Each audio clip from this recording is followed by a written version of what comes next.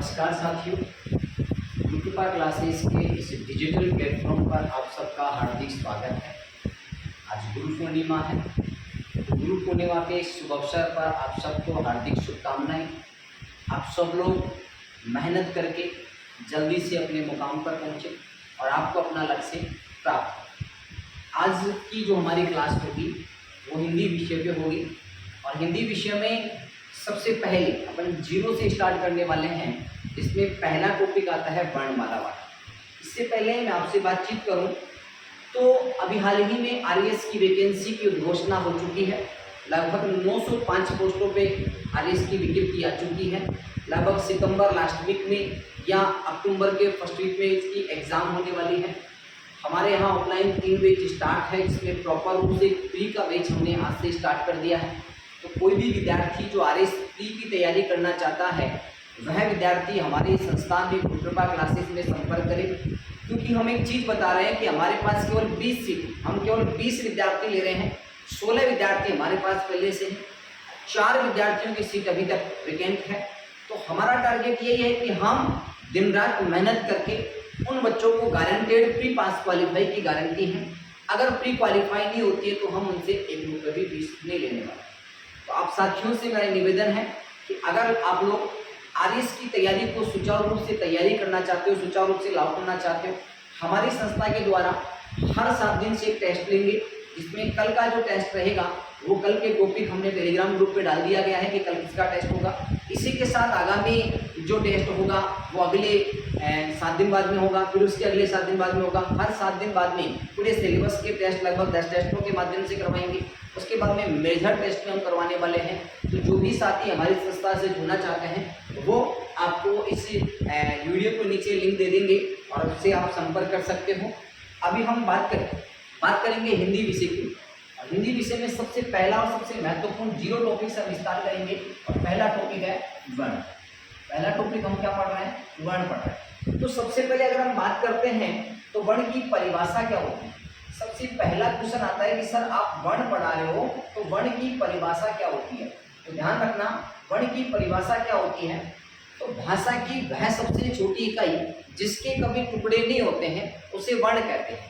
लेकिन हमें हर विद्वान को लेके चलना है, किस विद्वान ने क्या परिभाषा दी है वर्ण की। तो सबसे पहले अगर हम बात करते हैं परिभाषा नंबर 1 में, तो हम बात करते हैं कामता प्रसाद गुरु की। सबसे पहले हम बात करते हैं कामता प्रसाद गुरु के अनुसार। कामता प्रसाद गुरु के अनुसार, कामता प्रसाद गुरु के अनुसार अतः कामता प्रसाद गुरु ने वर्ण की क्या परिभाषा बताई है। कामता प्रसाद गुरु ने कहा था कि वर्ण वह मूल ध्वनि है, वर्ण वह मूल ध्वनि है, वर्ण वह मूल ध्वनि है जिसके अन्य खंड नहीं हो सकते, जिसके अन्य खंड नहीं हो सकते, जिसके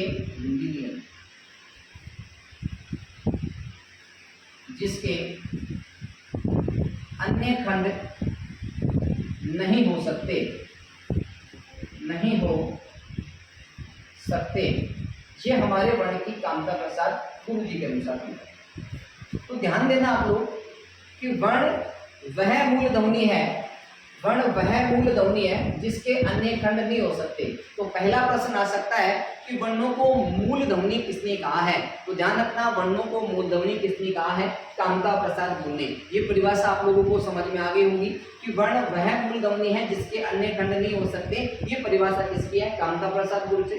सर एग्जाम में प्रश्न कैसा आ सकता है? तो एग्जाम में सीधा सा प्रश्न पूछा जा सकता है कि वर्णों को मूल ध्वनि किसने कहा है। तो ध्यान रखना, कामता प्रसाद गुरु ने वर्णों को मूल ध्वनि कहा है। इसके बाद में अगर हम दूसरी परिभाषा की बात करते हैं तो आचार्य किशोरी प्रसाद वाजपेयी के अनुसार बात करते हैं। इसके अनुसार आचार्य किशोरी प्रसाद वाजपेयी के अनुसार, आचार्य किशोरी प्रसाद के अनुसार, आचार्य किशोरी प्रसाद ने वर्णों की क्या परिभाषा दी है कि वर्ण वह कान का विषय है, वर्ण वह कान का विषय है, वर्ण वह कान का विषय है, वर्ण वह कान का विषय है जिसके अन्य टुकड़े नहीं हो सकते, जिसके अन्य टुकड़े नहीं हो सकते, जिसके अन्य टुकड़े नहीं हो सकते, नहीं हो सकते। ये परिभाषा किसकी है? आचार्य किशोरी प्रसाद वाजपेयी के अनुसार। तो ध्यान रखना, वर्णों को मूल ध्वनि तो किसने कहा था? कामता प्रसाद लोग ने। और आचार्य किशोरी प्रसाद ने क्या कहा है कि वर्ण वह ज्ञान का विषय है जिसके अन्य टुकड़े नहीं किए जा सकते। अतः हम कह सकते हैं कि वर्णों को कान का विषय किसने कहा है? आचार्य किशोरी प्रसाद वाजपेयी ने। अरे भाई ध्यान रखिए, अगर मैं कोई बोली बोल रहा हूँ तो आपको सबसे पहले कोई ध्वनि आपको कानों में सुनी होगी। पहले तो मैं क्या करूंगा? उस ध्वनि को बोलूंगा। तो भाषा की वर्ण वह मूल ध्वनि है। तो पहले तो मैं क्या कर रहा हूँ? ध्वनि अपने कानों, आपके कानों तक आएगी। और जब आपने सुना तो कान का विषय हुआ, और उसने सुनने के बाद आपने क्या कर दिया? लिख दिया। तो ध्यान रखना, लिखित इकाई क्या होती है? वर्ण होती है। तो मूल ध्वनि, वर्ण वह मूल ध्वनि है जिसके अन्य खंड नहीं हो सकते। इसे किसने कहा है? कामता प्रसाद ने। वर्ण वह कान का विषय जिसके अन्य टुकड़े नहीं हो सकते, ये किसने कहा है? आचार्य किशोरी प्रसाद वाजपेयी ने। 2 परिभाषा हो गई। अगर हम तीसरी परिभाषा की बात करते हैं जिसके हम कहते हैं सामान्यतः परिभाषा। सामान्य परिभाषा की अगर हम बात करते हैं तो वह क्या होती है? भाषा की वह सबसे छोटी इकाई, भाषा की वह सबसे छोटी इकाई, भाषा की वह सबसे छोटी इकाई, भाषा की वह सबसे छोटी इकाई, भाषा की वह सबसे छोटी,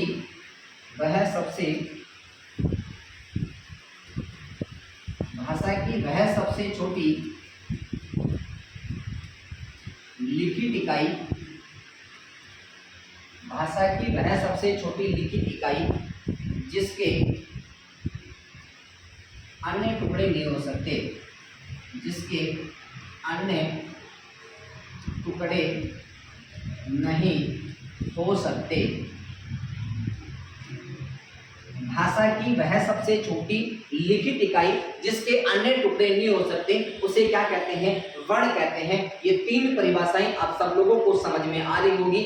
सबसे पहली परिभाषा मैंने आपको कामता प्रसाद गुरु के अनुसार बताया कि वर्ण वह मूल ध्वनि है जिसके अन्य खंड नहीं कर सकते, अर्थात वर्णों को मूल ध्वनि किसने कहा है? कामता प्रसाद गुरु ने। दूसरी परिभाषा मैंने आपको बताया कि वर्ण वह कान का विषय है जिसके अन्य खंड नहीं किए जा सकते। बोले तो वर्णों को कान का विषय किसने कहा है? आचार्य किशोरी प्रसाद वाजपेयी ने। तीसरी परिभाषा मैंने आपको बताई कि भाषा की वह सबसे छोटी लिखित इकाई जिसके अन्य खंड नहीं किए जा सकते हैं। तो ध्यान रखना, भाषा की वह सबसे छोटी लिखित इकाई जिसके अन्य खंड नहीं किए जा सकते। तो ध्यान रखना, लिखित इकाई की बात कर रहा हूं मैं। तो भाषा की वह सबसे छोटी लिखित इकाई जिसके अन्य खंड नहीं हो सकते, उसे हम क्या कहते हैं? वर्ण कहते हैं। बोलो यहाँ तक समझ में आया कि नहीं है? अगर हम बात करते हैं यहाँ पर, तो ध्यान रखना, एग्जामिनर प्रश्न बना सकता है यहाँ पर कि भाषा की सबसे छोटी, भाषा की सबसे छोटी, भाषा की सबसे छोटी इकाई अगर पूछा जाता है तो ध्यान रखना, भाषा की सबसे छोटी इकाई क्या होती है बेटा? तो भाषा की सबसे छोटी इकाई होती है ध्वनि। भाषा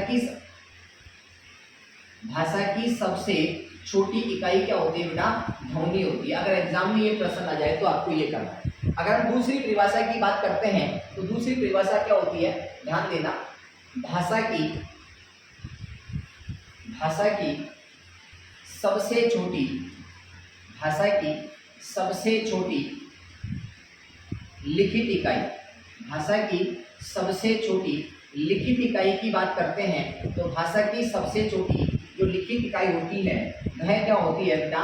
ध्यान रखना, वर्ण। भाषा की सबसे छोटी लिखित इकाई की बात करते हैं तो क्या होती है? वर्ण होती है। ठीक है। अगर हम तीसरी की बात करते हैं तो तीसरा क्या बना सकता है एग्जामिनर पर्सन? कि भाषा की सबसे छोटी, भाषा की सबसे छोटी सार्थक इकाई, भाषा की सबसे छोटी सार्थक इकाई की अगर बात करते हैं तो भाषा की सबसे छोटी सार्थक इकाई क्या होती है बेटा? तो ध्यान रखना, भाषा की सबसे छोटी सार्थक इकाई होती है शब्द। अगर हम चौथी बात करते हैं, 4 नंबर पे बात करते हैं तो 4 नंबर पे क्या होता है? ध्यान देना, चौथे नंबर पे अगर हम देखते हैं तो ये भी आ सकता है भाषा की सबसे बड़ी इकाई, भाषा की सबसे बड़ी इकाई, भाषा की सबसे बड़ी इकाई। ध्यान देना भाई, भाषा की सबसे बड़ी इकाई क्या है? पद या फिर वाक्य या फिर रचना हो सकती है। ध्यान देना आप लोग, मैंने पहले तो आपको परिभाषा बताई थी किसकी, वर्ण की। तो ध्यान रखना, वर्ण की परिभाषा क्या है, पहले कामता प्रसाद गुरु जो हिंदी के महान विद्वान है उन्होंने परिभाषा दी थी कि वर्ण वह मूल ध्वनि है जिसके अन्य खंड नहीं हो सकते, अर्थात वर्णों को मूल ध्वनि किसने कहा है, कामता प्रसाद गुरु ने। वर्ण वह कान का विषय है जिसके अन्य टुकड़े नहीं हो सकते। अब आप कहोगे सर मूल ध्वनि कैसे, कान का विषय कैसे, तो ध्यान देना मेरी बात को, जब तक मैं कोई चीज अपने मुख विवर से कोई ध्वनि नहीं निकालूंगा तब तक क्या वर्ण होती है क्या, तो सबसे पहले मैं किसी वर्ण को बोलूंगा अर्थात ध्वनि के रूप में उसे परिभाषित करूंगा, ध्वनि के रूप में उसे निकालूंगा बाहर, और फिर बाद में आपने उस ध्वनि को कान में सुना है अर्थात कान का विषय बन गई, और कान में सुनने के बाद आप उसे क्या करोगे, लिखित रूप दोगे। तो यही तो मैंने बताया कि भाषा की वह सबसे छोटी लिखित इकाई जिसके अन्य टुकड़े नहीं हो सकते उसे क्या कहते हैं, वर्ण कहते हैं। इसके बाद में हमने देखा कि भाषा की सबसे छोटी इकाई क्या होती है, ध्वनि। फिर बाद में देखा भाषा की सबसे छोटी लिखित इकाई क्या होती है, वर्ण। बाद में हमने देखा भाषा की सबसे छोटी सार्थक इकाई क्या होती है, शब्द, और भाषा की सबसे बड़ी इकाई क्या होती है, पद या रचना। एक शब्द रह गया, कौन सा, अक्षर। कभी कभी ऑप्शन में अक्षर भी पूछ लेता है कि सर अक्षर क्या होता है, तो आप लोगों को ध्यान देना चाहिए अक्षर किसे कहते हैं, इसकी परिभाषा भी सुन लीजिए बेटा।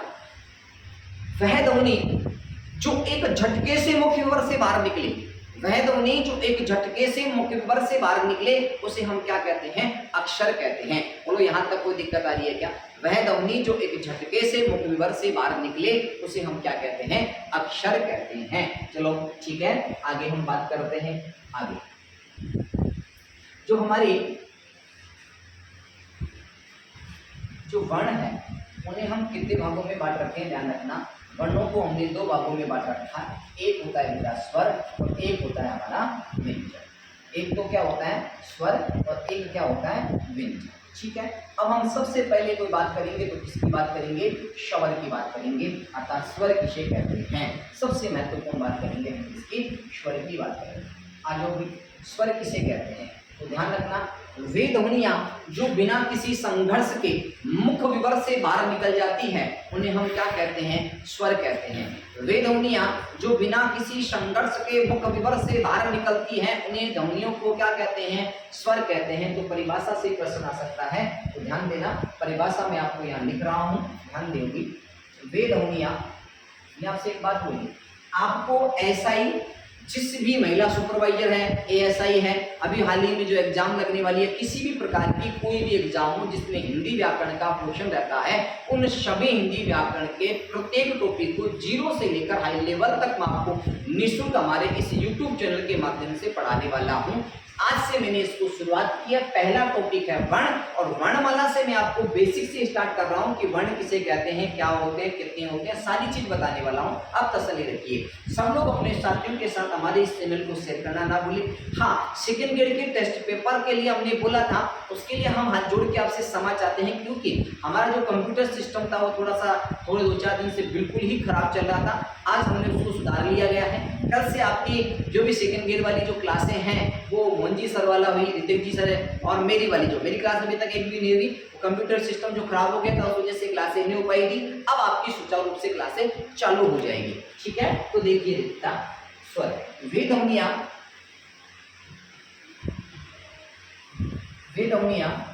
जो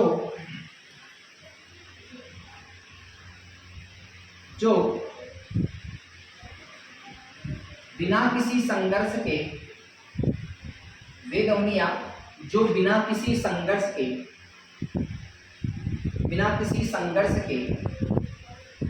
मुख्य विवर से बाहर निकले, बिना किसी संघर्ष के मुख्य विवर से बाहर निकले उन ध्वनियों को, या वे ध्वनियां स्वर होती हैं, निकले उन्हें स्वर कहते हैं। वे ध्वनियां जो बिना किसी संघर्ष के मुख्य विवर से बाहर निकले उन्हें हम क्या कहते हैं, स्वर कहते हैं। फिर बात आती है स्वरों की कुल संख्या की। स्वरों की कुल संख्या की अगर बात करते हैं तो स्वरों की जो कुल संख्या होती है वह होती है बेटा 11। स्वरों की कुल संख्या कितनी होती है, 11 होती है। ध्यान देना, स्वरों की जो कुल संख्या होती है वो कितनी होती है, 11। अब आप कहोगे सर 11 कौन कौन से होते हैं, एक तो ए होता है, आ होता है, एक ई होता है, एक बड़ी ई होता है, एक छोटा ऊ होता है, एक बड़ा ऊ होता है, एक री होता है, छोटा ए होता है, ध्यान देना।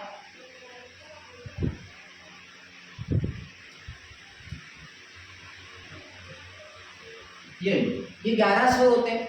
अब आप कहोगे सर जो दो अक्षर होते हैं जिसमें हम अंग है और अह, अर्थात ये क्या है बेटा, अह, और ये क्या है, विसर्ग वाला, ठीक है।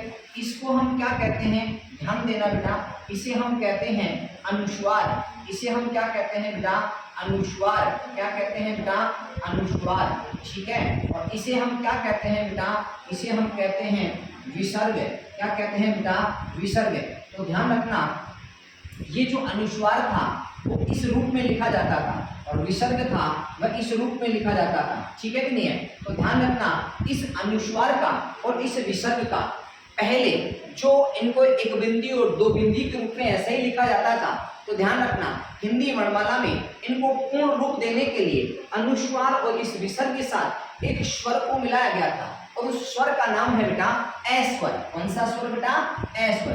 देखो यहाँ पर भी ए स्वर बिठा दिया और यहाँ पर भी ए स्वर बिठाया। तो ध्यान रखना, इस अनुस्वार और इस विसर्ग का जो पूर्ण निर्माण किया गया है वह किसके तहत किया गया है, ए स्वर के तहत किया गया है। इस कारण इस अनुस्वार को, इसको बेटा अनुस्वार को तथा विसर्ग को, इस अनुस्वार को तथा इस विसर्ग को दोनों को क्या कहते हैं, अयोगवाह व्यंजन कहते हैं। क्या कहते हैं बेटा, अयोगवाह व्यंजन कहते हैं। तो हिंदी में अयोगवाह व्यंजनों की संख्या कितनी होती है, 2 होती है।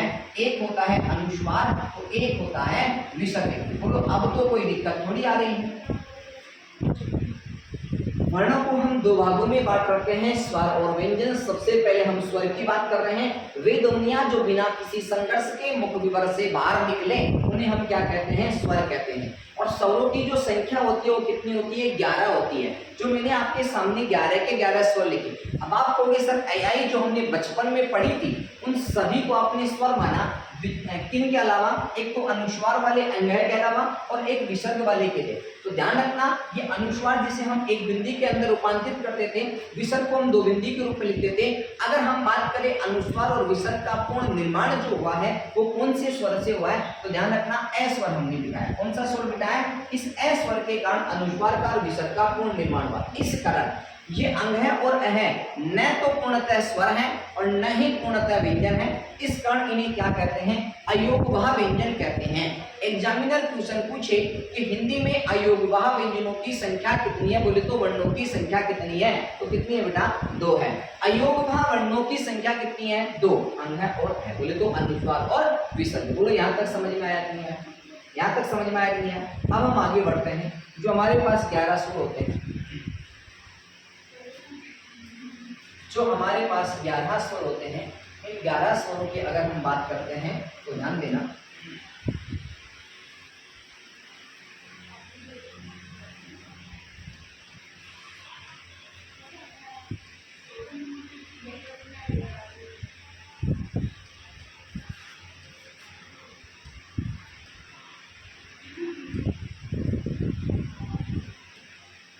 कि 11 सबको पता है 11 स्वर।